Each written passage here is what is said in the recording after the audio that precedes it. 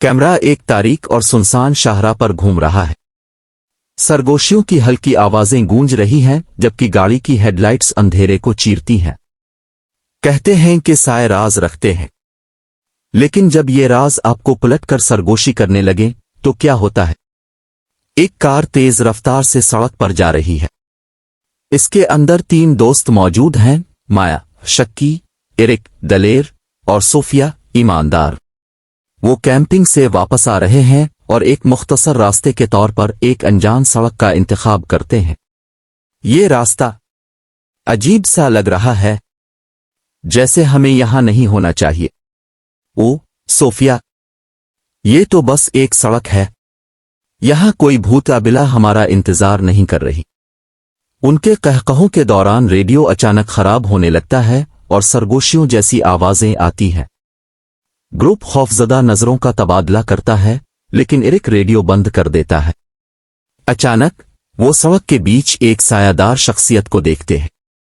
کار زور سے رکتی ہے، لیکن وہ شخصیت غائب ہو جاتی ہے۔ کیا تم نے اسے دیکھا؟ شاید کوئی جانور تھا، ہمیں بس یہاں سے نکل جانا چاہیے۔ جب وہ آگے بڑھتے ہیں تو سڑک پر موجود سائے غیر معمولی حد تک لمبے ہوتے جاتے ہیں۔ صوفیہ سرگوشیوں کی آوازوں کو سننے لگتی ہے جو تیزی سے بلند ہوتی جا رہی ہے۔ وہ کھڑکی کے باہر دیکھتی ہے اور اندھیرے میں بگڑی ہوئی شکلوں کو انہیں گھورتے ہوئے محسوس کرتی ہے۔ انہوں نے سوچا تھا کہ وہ بس گزر رہے ہیں، لیکن کچھ ان کا انتظار کر رہا تھا، ان سے بات کرنے کے لیے۔ گروپ ایک خستہ حال گیس اسٹیشن پر پہنچتا ہے۔ وہاں موجود ملازم انہیں زیادہ دیر نہ رکنے کی تنبیہ کرتا ہے۔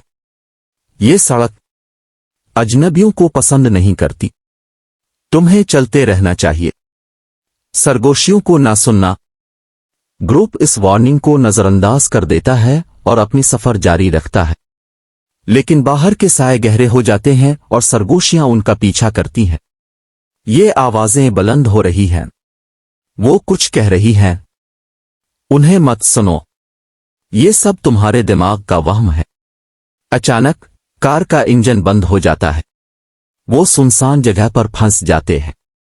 ایک گاڑی کے نیچے دیکھنے کے لیے باہر نکلتا ہے، لیکن سائے اس کے ارد گرد گھیرا ڈال لیتے ہیں۔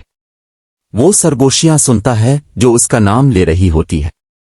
پیچھے موڑ کر دیکھتا ہے تو پہلے والا سایہ دار وجود اب زیادہ واضح اس کے سامنے ہوتا ہے۔ یہ ایک خوفناک انسانی شکل ہوتی ہے جس کی آنکھیں خالی ہوتی ہیں۔ دوستو، میرا خیال ہے ہم اکیلے نہیں ہیں۔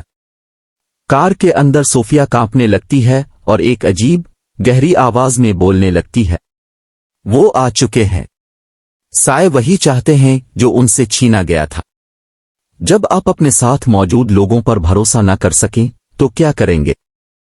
گروپ کو اندازہ ہوتا ہے کہ یہ سرگوشیاں اسی سایہ دار وجود سے جڑی ہوئی ہیں جو ان کے خوف سے توانائی حاصل کر رہا ہے۔ وہ سراغ لگاتے ہیں کہ وہ ایک منحوس راستے پر ہیں جو کئی دہائیوں پہلے ایک ناکام رسم سے منسلک ہے۔ وہ قریب ہی ایک ترک شدہ مکان میں پناہ لیتے ہیں۔ یہ مکان عجیب علامتوں اور ان خاندان کی پرانی تصاویر سے بھرا ہوا ہے جن کی آنکھیں کھرچ دی گئی ہیں۔ سرگوشیاں مزید بلند ہو جاتی ہیں۔ مایا ایک ڈائری دیکھتی ہے جس میں راستے کے سیاہ ماضی کا ذکر ہوتا ہے۔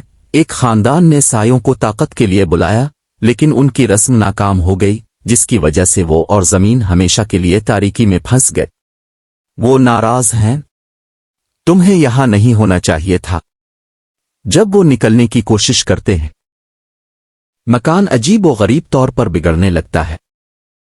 دیواروں سے سائے نکلتے ہیں اور خون بہنے لگتا ہے اور تصاویر میں موجود شکلیں حرکت کرنے لگتی ہیں۔ ایرک اندھیرے میں کھینچ لیا جاتا ہے چیختے ہوئے، ایرک نہیں، جب سائے زندہ ہو جائیں تو کہاں بھاگو گے؟ مایا اور صوفیہ کار کی طرف بھاگتے ہیں۔